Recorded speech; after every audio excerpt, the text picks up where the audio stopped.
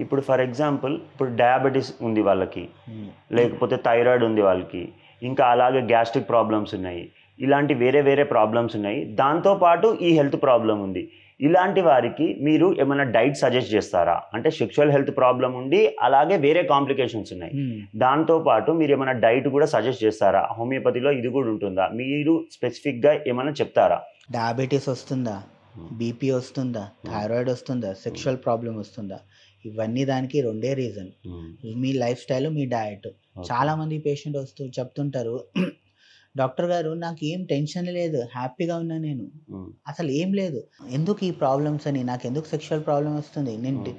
ఏమంటారు, జిమ్ చేస్తున్నా, six pack ఉంది. హ్మ్. అయినా కూడా నేను పర్ఫార్మెన్స్ చేయలేకపోతున్నా. హ్మ్. ఎందుకు? అని చాలామంది అడుగుతుంటారు. దానికి రీజన్ ఏందంటే మీ లైఫ్ స్టైలు. ఓకే. అంటే మీ లైఫ్ స్టైల్ అంటే ఇప్పుడు మీకు తెలిసే ఉంటది. ఇప్పుడు ప్రతి ఒక్కరు నైటే అంటే పొద్దున నుంచి రాత్రి వరకి, అంటే పొద్దున 10, 11 నుంచి రాత్రి 10, 11 వరకి ఆఫీస్‌లో వర్క్ చేస్తూనే ఉంటారు. హ్మ్. సో, ఈ లైఫ్ స్టైల్ వల్ల ఏమవుతుందంటే కంటిన్యూస్ కూర్చొని ఏమవుతుంది? ఆయనలో ఒబేసిటీ వస్తుంది. అవును.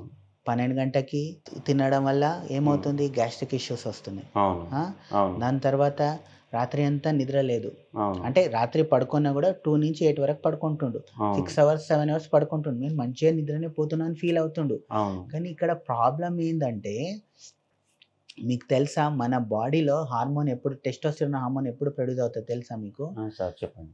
రాత్రి 11 నుంచి పొద్దున 4 వరకి మన బాడీలో టెస్టోస్టెరాన్ హార్మోన్ అనేది ప్రొడ్యూస్ అవుతది. ఓకే.